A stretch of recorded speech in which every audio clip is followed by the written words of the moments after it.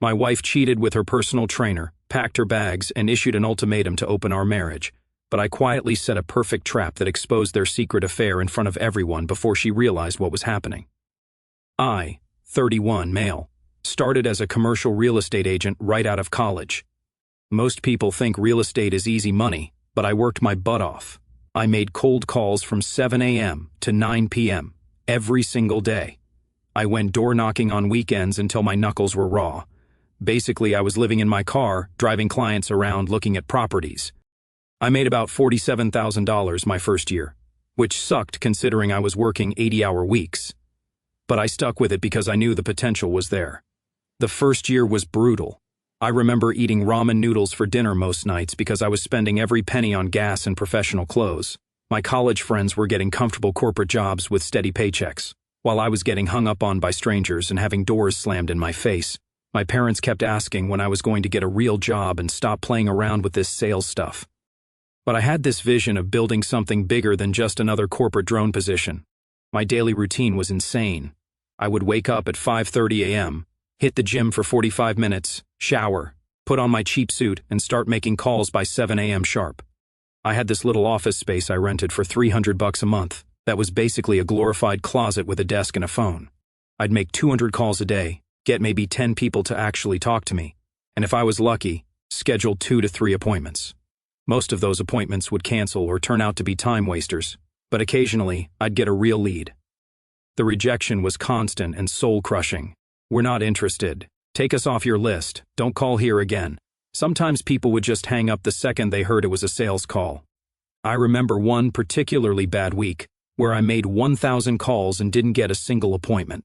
I was ready to quit and go work at my dad's construction company, but something kept me going. Year 2 was better. I made about $73,000 and started to understand the business better. Year 3, I cracked 6 figures for the first time and felt like I was finally getting somewhere. By year 5, I had enough saved up and enough industry connections to take the biggest risk of my life, opening my own brokerage with my college buddy Jake. Jake and I met freshman year when we were randomly assigned as roommates in the dorms. The guy was studying business while I was doing economics, but we clicked immediately over our shared love of basketball and terrible action movies. He's one of those people who can make friends with anyone within 5 minutes of meeting them. That's the complete opposite of my more analytical, introverted personality. While I was good at the technical side of real estate, market analysis, property valuations, contract negotiations, understanding zoning laws and building codes, Jake was a natural at networking and bringing in clients. He could walk into a room full of strangers and leave with 5 new business cards and 3 potential deals. It was the perfect partnership. We started with just the 2 of us in this tiny 200-square-foot office above a sandwich shop in a strip mall. I'm talking about a space so small that when one of us stood up from our desk, the other person had to scoot their chair in. We had 2 beat-up desks from Craigslist, a shared printer that jammed every other page, and a coffee maker that made coffee that tasted like motor oil. But we had big dreams, and we were hungry. We specialized in commercial properties, office buildings, retail spaces, industrial complexes, warehouses. The commissions are absolutely huge if you can land the deals, but the competition is fierce, and the sales cycles are long. We're talking about deals that take 6 to 18 months to close, with buyers who want to see every detail, every financial statement, every inspection report. One small mistake, and you lose $1 million commission. Our first big break came about 8 months in when Jake worked his way into a meeting with a developer who was looking to sell a 12-story office building downtown. The building was about 15 years old, fully occupied, generating $2.8 million annually in rental income. The asking price was $28 million.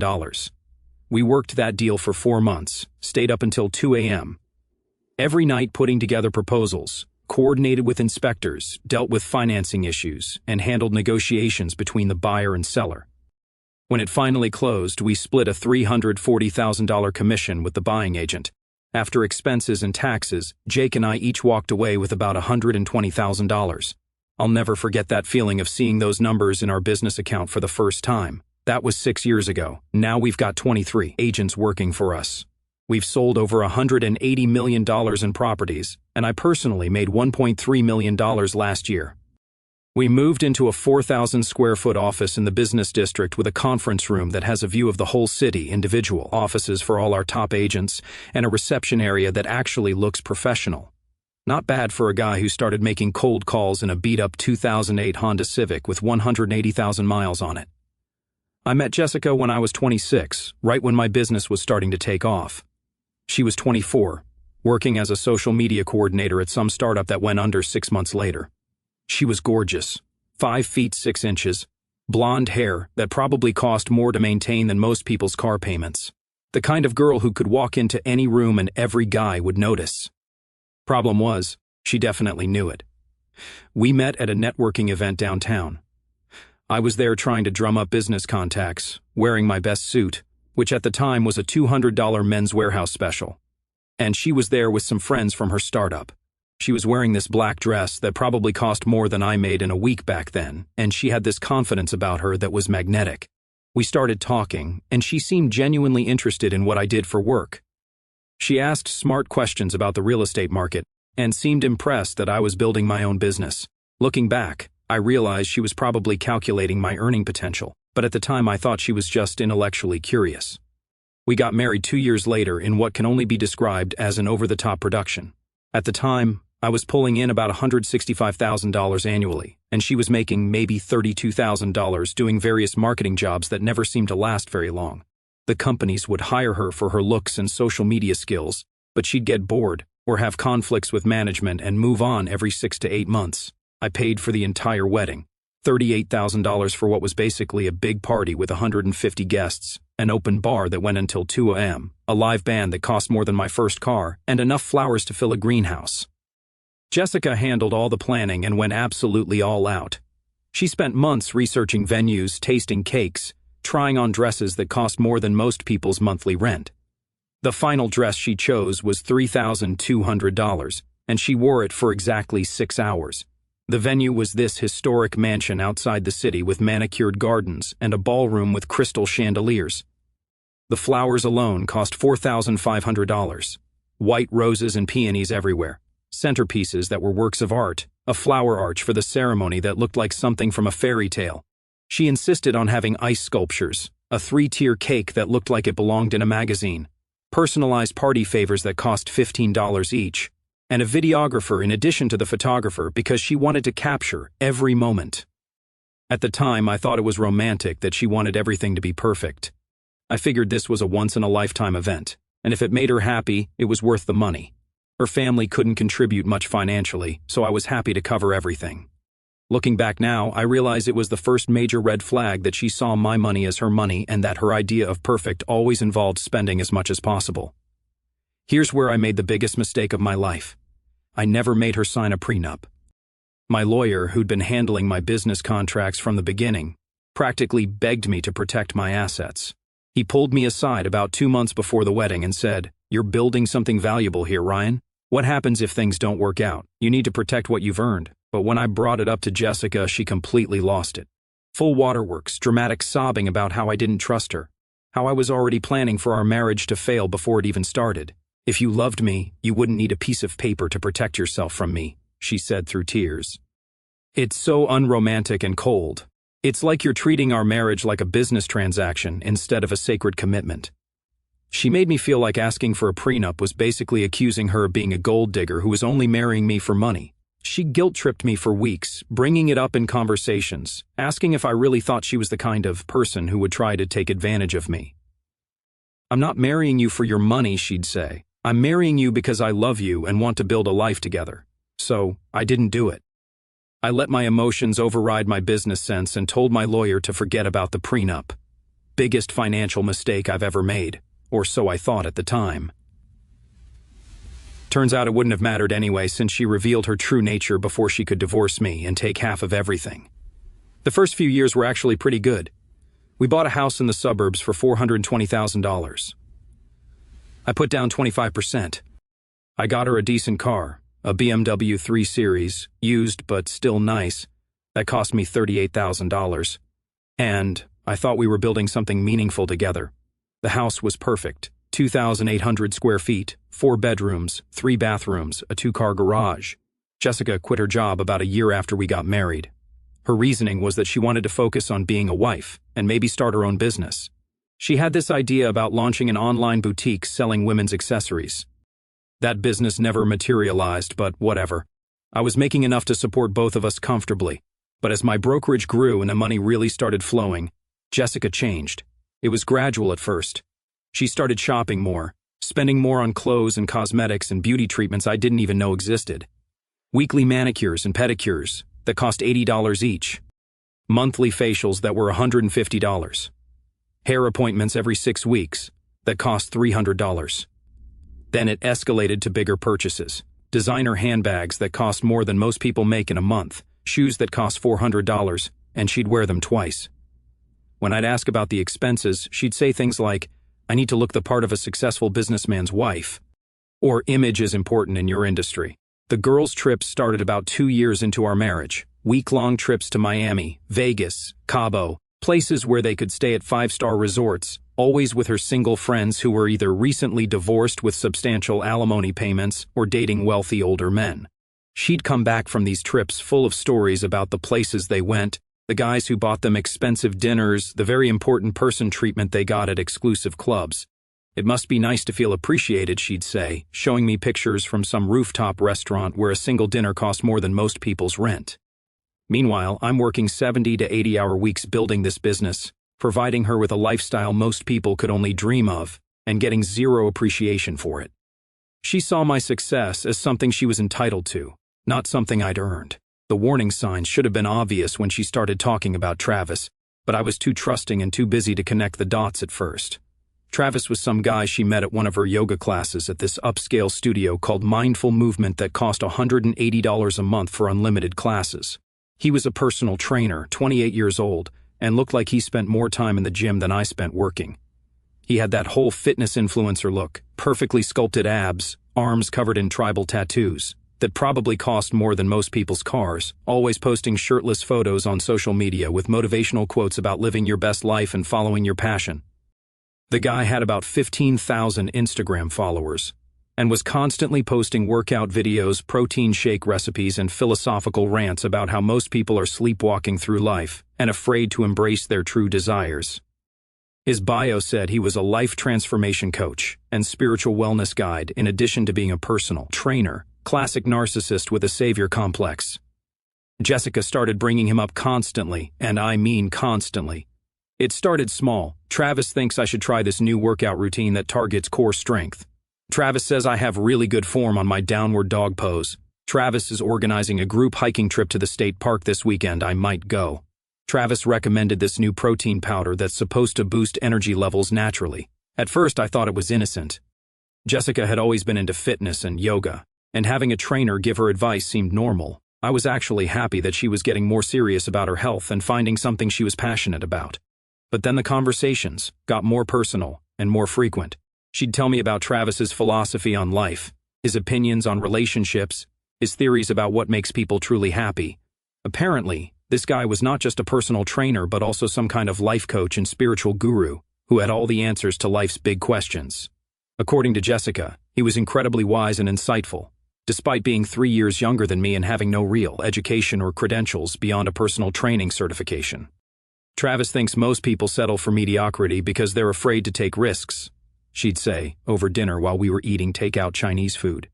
"He believes in living authentically and not compromising your true desires for social expectations or fear of judgment." Travis says that a lot of marriages fail because people get comfortable and stop growing as individuals. They become dependent on each other instead of becoming the best versions of themselves. Travis thinks that monogamy is an outdated concept that goes against human nature. He says humans aren't naturally designed to be with just one person for their entire lives. Yeah, that last one should have been a massive red flag the size of a football field.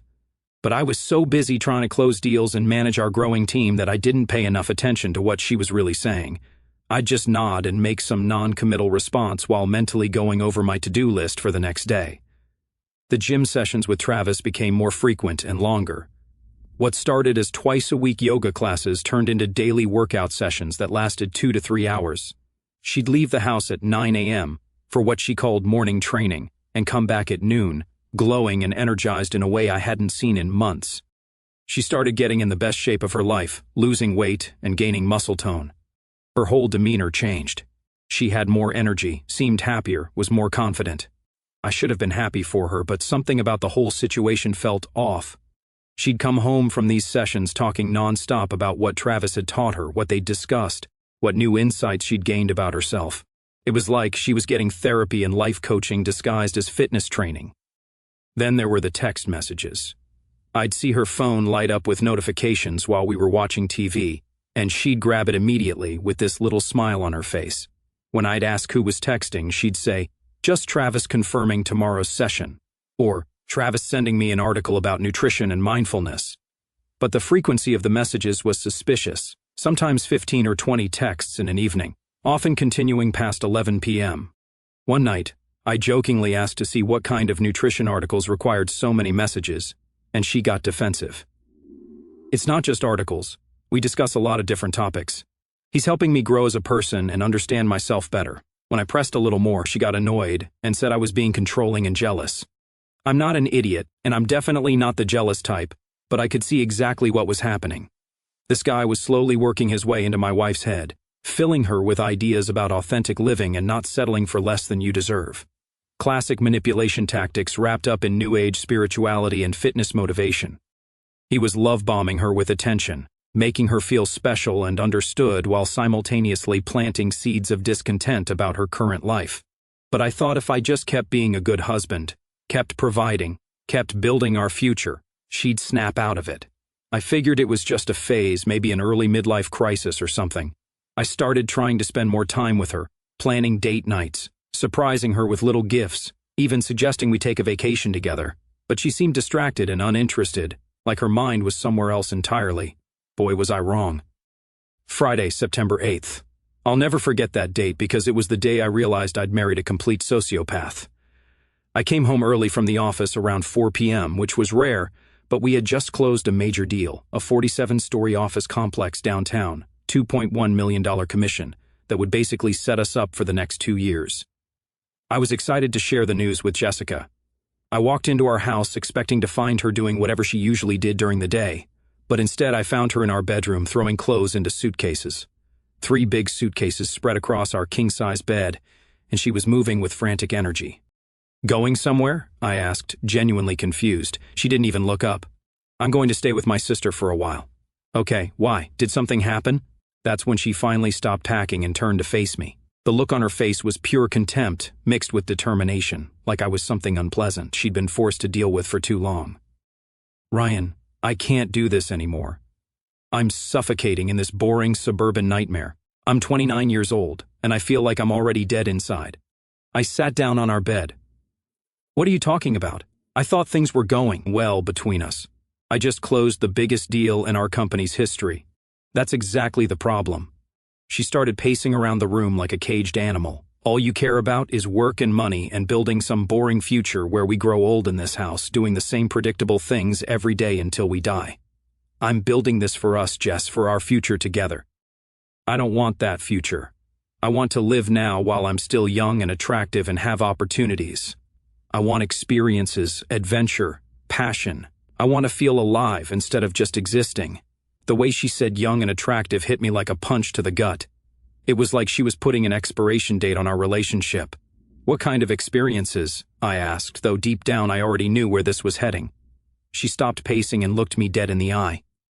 "I want to see other people, Ryan. We should open our marriage, or I'm leaving today, right now." The room went completely silent except for the sound of my heart pounding. "You want to be with other men?" It wasn't really a question. Don't make it sound dirty, Ryan. It's about exploring life, about not limiting ourselves to one person when there's so much out there to experience. And if I say no, then I walk out that door right now, and you'll never see me again. Your choice. Here's the thing that really made me angry. She said it with this smug confidence, like she was holding all the cards, like she genuinely believed I'd be so desperate to keep her that I'd agree to let her sleep with other guys while I continued to pay for her lifestyle. "You know what, Jessica?" I said, standing up. "You're absolutely right." For a split second, her face lit up with this victorious smile. "You should definitely go explore all those experiences you're missing out on. Have fun with that." The smile disappeared so fast it was almost comical. "What? You heard me. Go live your best life. See what else is out there. I'm sure Travis will be thrilled to help you with your journey of self-discovery." You're not going to fight for me? Fight for what exactly? A woman who sees our marriage as a prison sentence? Hard pass. She stood there for a full minute, probably waiting for me to break down and beg her to stay. Instead, I pulled out my phone and started scrolling through my contacts. Who are you calling? My locksmith first, then my lawyer. That's when the mask really came off. You can't just change the locks. This is my house too. Actually, no, it's not. The house is in my name only, bought with my money before we got married. You can grab whatever belongs to you, but you've got about an hour before the locks get changed. She tried the manipulation tactics next. First came the tears, then anger, then attempts at negotiation. Please, Ryan, I love you. I just need to figure some things out. You had 7 years to figure things out. Time's up. How can you throw away everything we've built together? I'm not throwing anything away. You already did that when you decided I wasn't enough and started planning your exit strategy with your personal trainer. When I mentioned Travis, her face went pure panic, like she just realized I knew way more than she'd thought. It's not what you think.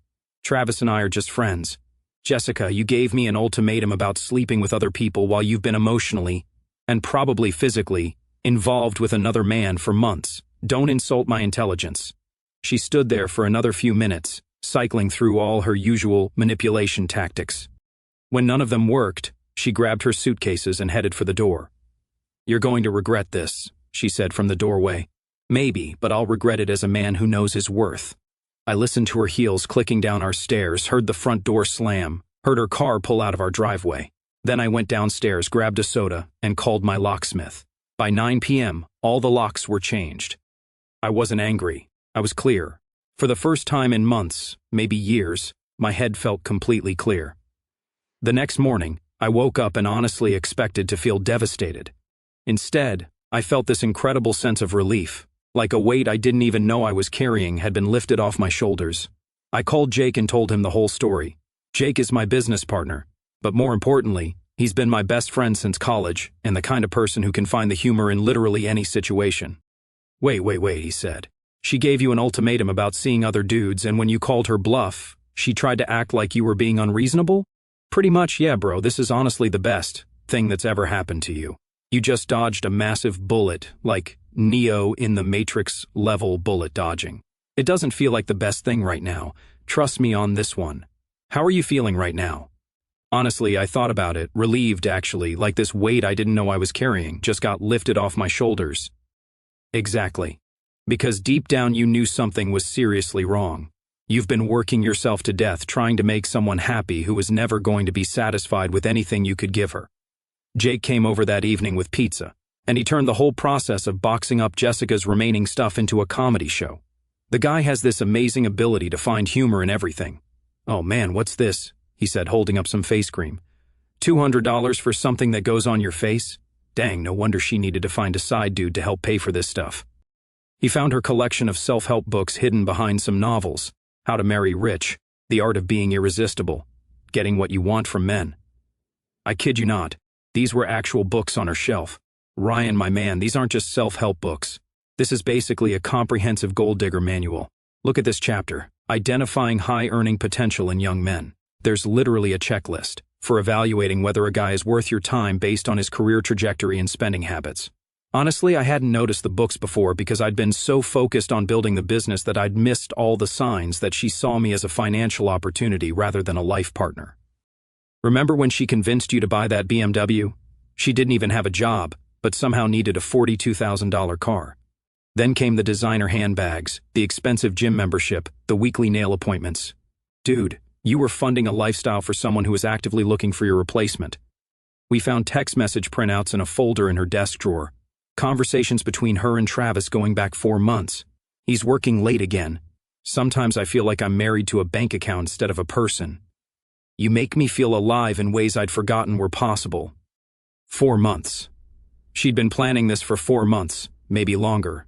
Through our mutual friends, we found out that Jessica had moved in with Travis within 72 hours of leaving our house. She went straight from our marriage bed to his apartment. The timeline made it obvious. She'd been planning this exit strategy for months, had probably been physically involved with Travis for weeks, and only gave me the ultimatum because she thought it was a sure thing. She'd completely underestimated me and my self-respect. She's going to come crawling back, Jake predicted. Girls like that always do. They think they can trade up, then reality hits and they realize they messed up big time. He was absolutely right. But the extent of her downfall was beyond anything either of us could have predicted. About a month after Jessica left, I started hearing things through the grapevine. Our mutual friend Kelly called to give me updates. "Jessica's been asking about you," Kelly said. "She seems different, stressed out in a way I've never seen before." "That's unfortunate," I replied. Jessica's emotional state was no longer my responsibility. She's working again. Got a job at some marketing company downtown. This was news to me. Jessica hadn't worked in over 2 years. Good for her. But I was curious, so I did some digging. Turns out the marketing company was one of those sketchy operations that cold calls small businesses. She was making about $26,000 annually plus commission, which meant she was probably taking home maybe $1,800 a month after taxes. For context, Jessica was used to spending more than that on clothes alone. When we were married, she dropped $500 at expensive stores without thinking about it. The irony was incredible. Meanwhile, my business was absolutely exploding. That $2.1 million deal led to 3 more just like it within 2 months. We hired 8 new agents, moved into a bigger office, and I was pulling in more money in a single month than Jessica would make in 2 years. Jake and I decided to celebrate by taking a trip to Monaco. We flew first class, stayed at a 5-star hotel, ate at restaurants where dinner cost more than most people's weekly salaries. The pictures we posted on social media were tasteful but definitely showed we were living well. That's when Jessica started calling. The first call came at 11 p.m. on a Tuesday. I sent it to voicemail. She left a rambling message about how she'd been thinking about me and just wanted to talk. Her voice sounded different, smaller somehow, less confident. The second call came 2 days later. This time I answered. "Hey Ryan, I hope you don't mind me calling. I was just thinking about you." "That's nice, Jessica. How are things going?" We made small talk for about 5 minutes. "Then maybe we could grab coffee sometime. I miss talking to you. I miss our friendship." "I don't think that's a good idea, Jess. Why not? We were together for almost a decade. Can't we at least be friends? Friends don't give each other ultimatums about open marriages." "Jessica, I was confused back then. I wasn't thinking clearly. I was going through something and made some really bad decisions. You seemed pretty clear to me when you were packing those suitcases. Please, just coffee. I promise I'm not trying to get back together. I could really use a friend right now." "No, I'm sorry, but no." I hung up and immediately blocked her number. But Jessica started showing up places where she knew I'd be.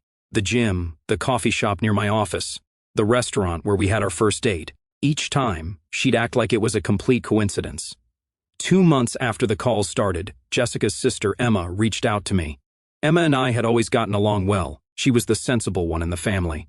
"Ryan, I need to talk to you about Jessica." "What about her?" "She's struggling, really struggling in ways that are starting to scare me." "That's unfortunate, but I'm not sure what you expect me to do about it. She's falling apart completely. She lost her job 3 weeks ago. Travis kicked her out of his apartment, and she's been staying on my couch ever since. She cries constantly, she's not eating, and she's obsessed with getting you back." This was interesting news. Travis kicked her out. Apparently, he wasn't as serious about their relationship as she thought. He wanted someone to have fun with, not someone with emotional baggage and financial problems. When she lost her job and couldn't contribute to his rent anymore, he basically told her she needed to find somewhere else to live. That sucks for her, but it's not my problem. "Ryan, she made a huge mistake. She knows that now. She wants to work things out with you." "Emma, she looked me in the eye and said she'd rather sleep with other guys than stay married to me. There's no coming back from that level of disrespect." Emma kept calling over the next few weeks with more details about Jessica's downward spiral. She lost her job because she kept calling in sick and crying at work. She's now working part-time at a clothing store in the mall, making barely minimum wage. She's lost 20 pounds, Ryan. She looks terrible. She barely eats. She doesn't sleep, and all she talks about is how much she regrets leaving you. Sounds like she's learning about consequences the hard way. This is cruel, even for you. What's cruel is expecting me to save someone from the results of their own choices. But the most interesting information came from Jake, who had been keeping tabs on Jessica through his network. "Dude, you're not going to believe this," he said. "Jessica's been telling people that you forced her to leave, that you were controlling and financially abusive." "What? That's completely insane." "Yeah. Apparently she's saying you made her quit her job, isolated her from friends, and when she tried to leave, you stole all her money and kicked her out with nothing. She quit her job on her own. I never isolated her from anyone. And I didn't steal anything. I just stopped paying for her lifestyle after she left me for another man. It gets better. She's been posting on social media about financial abuse and narcissistic partners, except people who actually know you both aren't buying it. He showed me screenshots of her posts. Long rambling rants about how men use money to control women. The comments were brutal. People who knew us both were calling her out publicly. Girl, didn't you cheat on him with your trainer? You literally told me you were bored with married life. Ryan paid for everything while you shopped all day. How is that abuse? You left him for another guy. Take some responsibility. She was getting completely roasted in her own comment sections. 6 months after Jessica left, my company got acquired by a major real estate corporation for $43 million.